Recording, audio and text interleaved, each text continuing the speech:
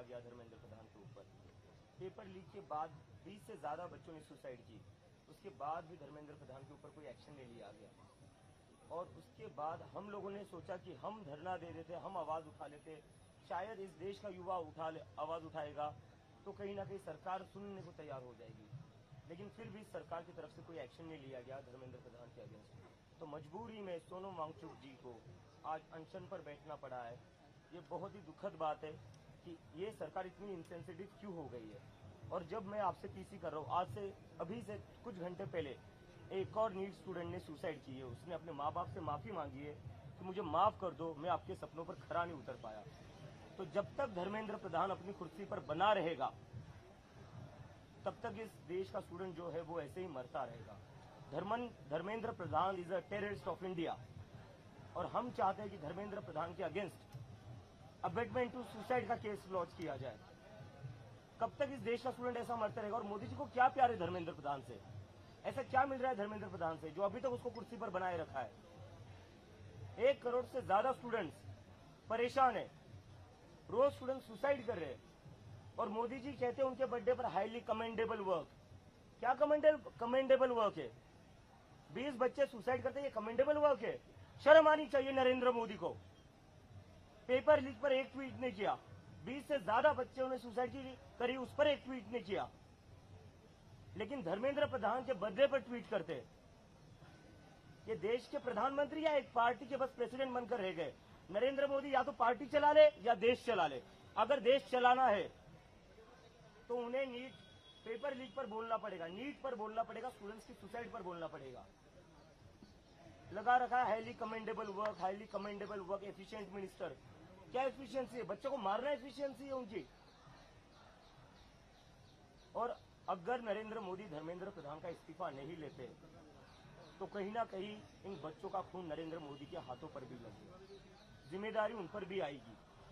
तो नरेंद्र मोदी के पास अभी भी वक्त है, या तो वो धर्मेंद्र प्रधान को हटा दे, नहीं तो फिर जनता उनको हटा देगी। क्योंकि इस तरह इस देश के स्टूडेंट्स मर नहीं सकते।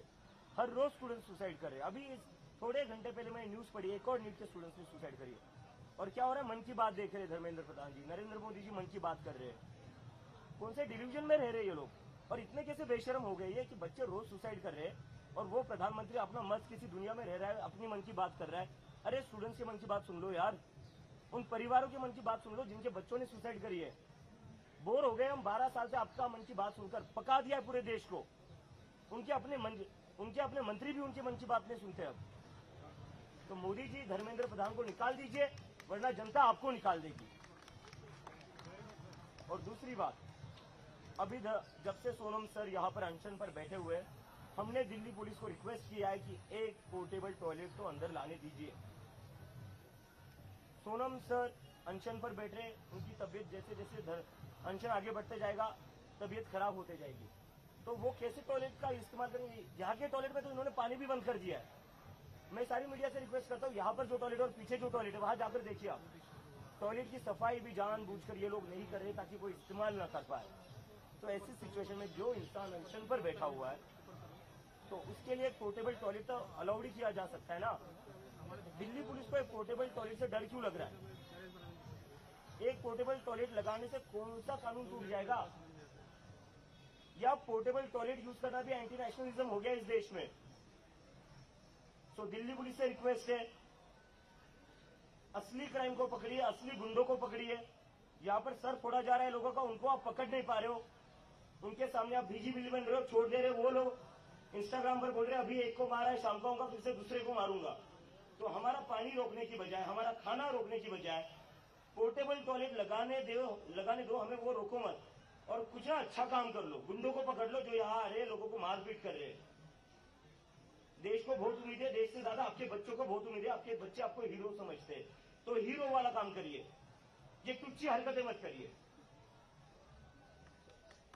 तो आजकल हमारे देश में क्या चल रहा है ये सुनाता हूँ। 10 मिनट में सब आ जाए पर आए न मदद की गाड़ी, मजदूर न रख के कैदी हैं और कोड़े उनकी दिहाड़ी। आवाज उठाओ तो गोली खाते हैं यहाँ तिवारी, और फेंक के मर्द से पूछो कितनी गहरी है ये पहाड़ी। लाल है रेल यहाँ राम का घर लूटा, प्रॉफिट सब घर का, जनता करे तो क्या। जब से आदमी आया है तब से लूट मचाया हुआ है। और चुनाव के बाद 6 महीने बाद आता है और टीवी पे खड़ा होकर टेसुए बहा के कहता है कि मेरी तपस्या में कुछ गलती रह गई होगी। ये हो रहा है। आप इसको बड़ा नासमझ और बड़ा इनोसेंट समझते हैं क्या? वो इस देश को साजिशन खोखला करने में लगे हुए हैं और खोखला उन्होंने कर डाला है। जनता को क्या बताया जाता है कि साहब पाकिस्तान खोखला हो गया। पाकिस्तान क्यों खोखला हुआ? श्रीलंका क्यों खोखला हुआ? अमन जी, ये आपकी जिम्मेदारी थी, आप जनता में बताते, आपने नहीं बताई, इसलिए मुझे यहाँ बताना पड़ रहा है। इसलिए खोखला हुआ कि उन्होंने अपने देश की औकात से ज्यादा पैसा इंफ्रास्ट्रक्चर में लगा दिया। इसलिए लगा दिया कि पाकिस्तान के, श्रीलंका के सारे नेता चोर थे, विदेशों में उनकी हवेलियां थी। वही हाल मोदी गवर्नमेंट का है। इनके सारे मंत्री चोर हैं। नितिन गडकरी चोरों का बादशाह है और खड़े होकर सबकी गाड़ियां खराब कर रहा है एथेनॉल से चलवा के, और आप उसको सफेद पोश कहते हैं। राम मंदिर पे बताएं। राम मंदिर की बात केवल एक छोटा सा मामला है। आप राम मंदिर में यहां जो आए हैं, ये एक छोटा सा मामला है। जिस दिन रामलला तिरपाल से हटा के भरा कोरोना चल रहा था, कोरोना में पूजा पाठ, रामनवमी का मेला बंद था और रामलला को निकाल के तिरपाल में से छत में इन्होंने शिफ्ट किया। क्या आप देखने आए थे? कोई आ सकता था? वो चुपके से सारा काम क्यों किया गया? मोदी ने कुछ किया या नहीं किया, लेकिन बिना महिला के इतने अंधभक्त पैदा कर दिया कि बाप का कच्छा फटा हुआ बेटा करे मोदी मोदी मोदी।